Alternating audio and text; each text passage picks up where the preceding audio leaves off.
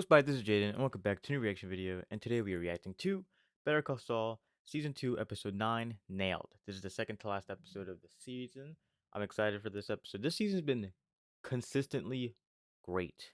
Like last episode, there were a couple episodes which were good, but they were a little too slow for my liking. I know like a lot of people say Season 1 was perfection. A lot of people say Season 1 was so good. It was good. I just didn't. It was like episode 7. I didn't like too much. Like I think what was it being was it 7?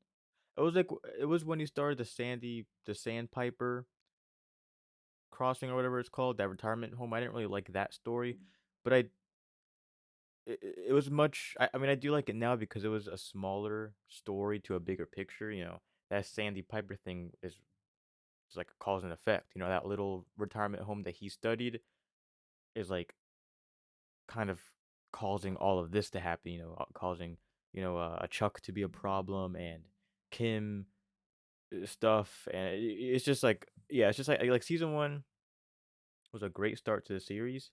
It just, I thought we would get, I thought it'd be more fast. I thought it'd be faster. And season 2 isn't fast at all, but I still think season 2 is like my favorite out of season 1. So anyway, let's go to Nailed. And yeah, full reaction on Patreon. This is gonna be. Yep, this is Mike. I feel like it's Mike. Redondito y suavecito, qué lindo es tu culo. Cuando te pones pantalón y te toca por dentro. So we're gonna Socorro. I mean, this could not be Mike, but I just suspecting it's him. The car's gonna go. The car's gonna. Oh, okay, I see. Or I thought that like he was gonna have the car go in front of the truck. That's wow. Even his eyes?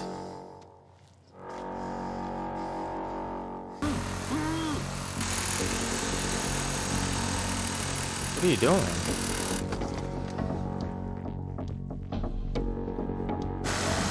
I was checking. I mean, he was a cop, so I'm pretty sure he knows how to, like, check for drugs, I guess.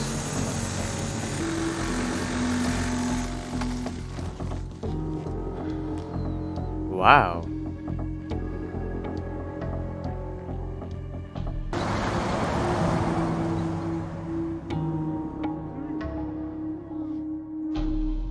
Intro. Down.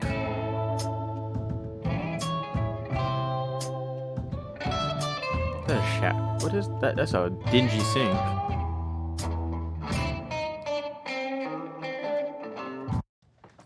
Thank you for your patience.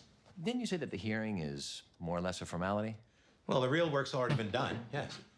Well, in that case, I'm fine covering it myself. Kevin and Paige don't need both of us there. That may be strictly true, but we want to send the right message. No.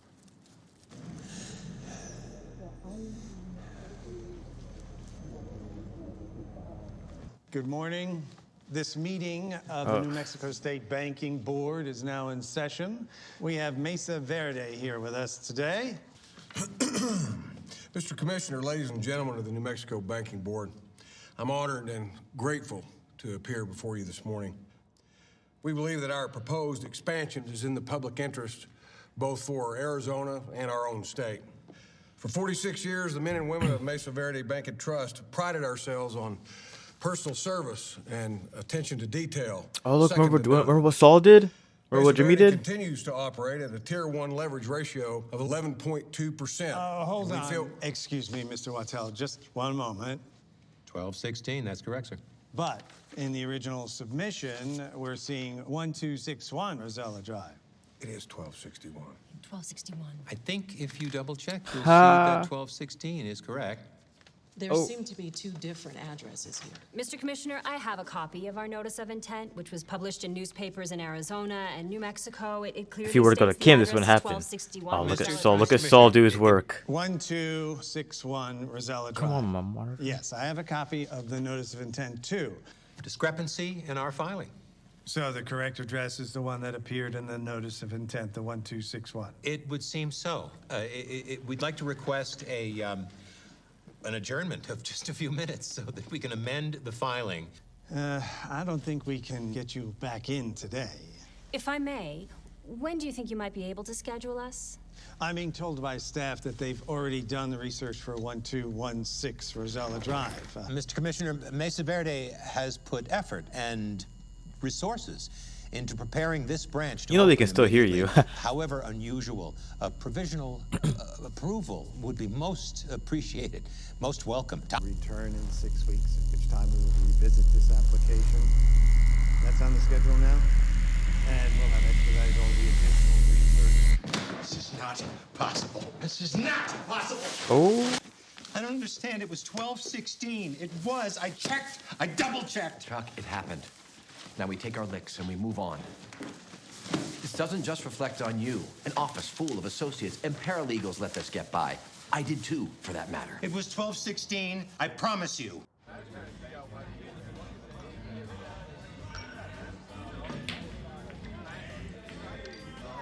Hey, listen up, everybody. This gentleman's buying a round for the house. Wow. Nothing a few years of physical therapy won't fix. Like, you guys are old people. There's like no young people in the show. Kim looks the youngest in the show. But even then, she looks like a matured woman. Well, yes, of course. Right, I understand. Yeah, that would be perfect.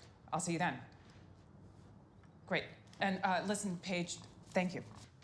I just got Mesa Verde back. Seriously? Seriously. Holy shit, that's unbelievable. What happened to HHM? Paige didn't go into it. She just said the filing didn't go through. We're gonna meet this afternoon. Hey, what did I tell you? Sometimes the good guys win. Chuck's ready to turn him over to me. Wow. Really?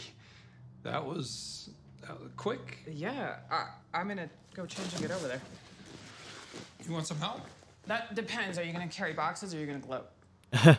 Some from column A, some from column B. Hey, Chuck, why'd you change the locks? Uh-oh, he looks like a Ernesto, super I think villain. we're good. I'm sure you're needed back at the office. His name's not Ernesto. Well, I'll get going then. Thanks. Bye, Or Jim. actually, it Bye, might be Kim. Ernesto. Bye, Ernie. See you, Artie. They just call him Ernie. So, Chuck, they never what's the correct deal him. with the locks? I guess it's time to clear the air once and for all. Clear the What's air airing about we can what? clear out today? He sabotaged me. Buddy, what are you... Please, don't bother. You and I both know exactly what I'm talking about. Jimmy pulled each and every one.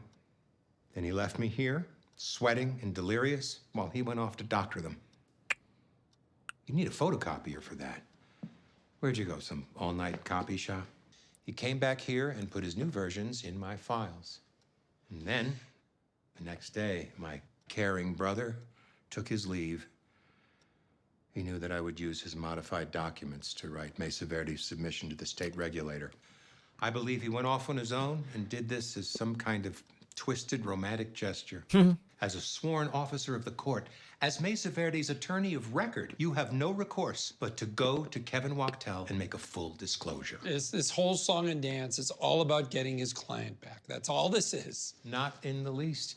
If knowing the truth, they still You decide can't to go- stand the fact that they chose her over you. I can't stand the fact that my own brother stabbed me in the back. You stabbed him in the back many I can't times. stand the fact that you've deceived and ruined this fine young woman. Ruined? What is this, the 1840s? What are you talking about? She's not ruined. Jimmy, you made a mistake. I did not.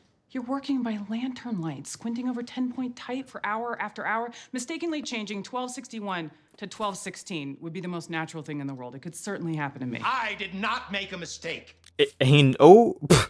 And instead of just facing up to it, you accuse your brother of plotting against you. You come up with this elaborate scheme. He's capable of this. You know he is. I know he's not perfect.